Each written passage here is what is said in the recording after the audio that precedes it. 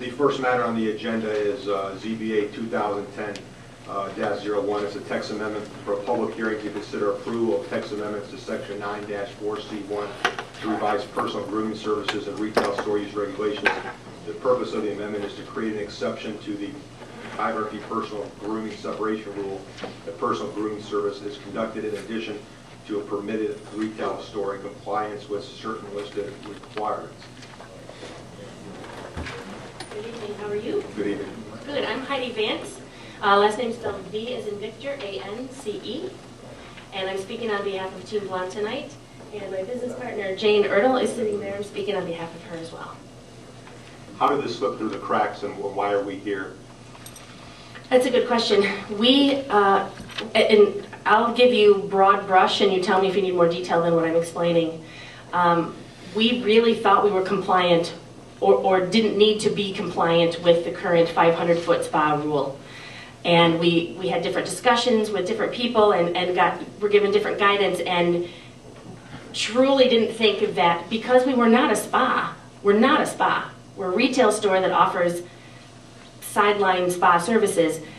So we were given information that we wouldn't need the spa permit. So we feel that it supports my goal of trying to bring myself into compliance, which I was not aware that we needed to do that until recently, several months ago now, but and then it still supports your goals as well, in my opinion. We're given the guidance that because we were really a retail store, the rule of 500 feet was designed to speak to spas, and because we were not that, it didn't apply to us. So, which is why we came now to this hybrid concept, because that's really our business concept, which is quite different than anything on the street. Hello, my name is David Riddle. I'm here in Forest Park at She Balancing Center, 7249 Madison. For the last 3 years, we've actually done a lot to try to prevent this occurrence of the ancillary spa moving into something that was full-time service. Heidi has basically stated that they never received any notification that they were not to do this. But on this, I actually have a paper that says otherwise. Here, actually. What we have here is basically a letter that I received off the Freedom of Information Act in February of this year.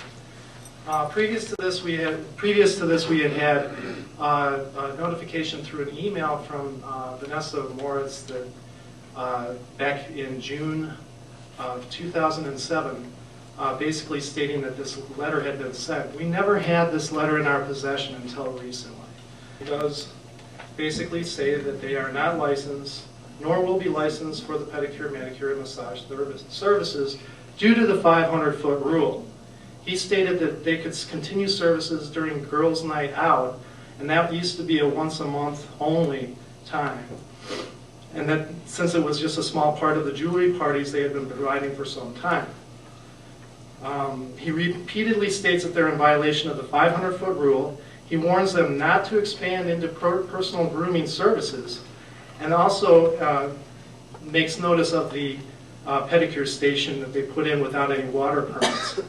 He writes that they must come into compliance of the 500-foot rule at this time, even if they had not been previously knowledgeable of the zoning restrictions and requirements. This is addressed to 7324 Madison, is that correct? Yes, that is at their old location. Oh, I know that. Yes. I know that. Yes. But this, tonight, we're at 7400, and you're talking about these... We're talking about a three-year notice. Yeah, but requirements and all that, it's changed now, right? No.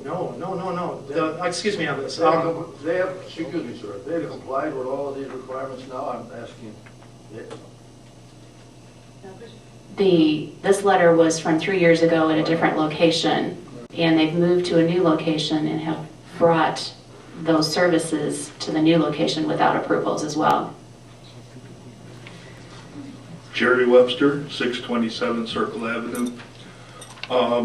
I attended a number of the meetings that were held that brought this ordinance about, and the ladies in question were there, and they were all for the reduction of personal care services along Madison.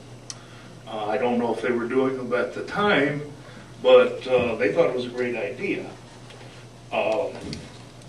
I attended all the meetings that they had here on that, up until the time where they put them on days and I couldn't get here.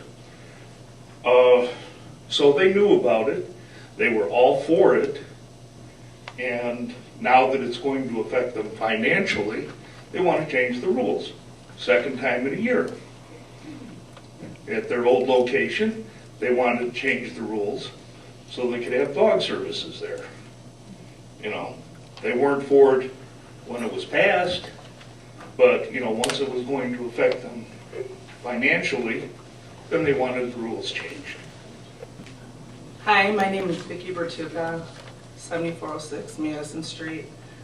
Bertuca Salon and Spa. Kimbelen's in like 480 feet away from me. I've been in this town for 29 years. Started when I was like 2. And I just always thought that rules were meant to be followed. I followed the rules for 29 years. We've had work on our building, we've had permits. I went before, you know, the council for my business license. I followed the rules. These girls say that they didn't know this and didn't know that. They knew. Let's be real here. I think they should follow the rules like everyone else. They were part of enacting the law, now they don't want to follow it. Give me a break. Follow the rules. Black, white, follow the rules. Thank you. Thank you very much. I'll try to respond to the comments as I took notes. I won't try to bring any new information, just to clear up a few things. Someone mentioned that we were involved in the original DVD hearings in 2006. We were not. Jane was not. I was. And I did not support the 500-foot rule then. My statement at the time in 2006 was, the free market will govern this. The free market will determine who can and can't afford to start a business in town. So just to clear up one statement made by someone in town, I did not support the 500-foot rule then. Some considerable talk was made about the letter is exactly true. We received the letter from Mike Boyle.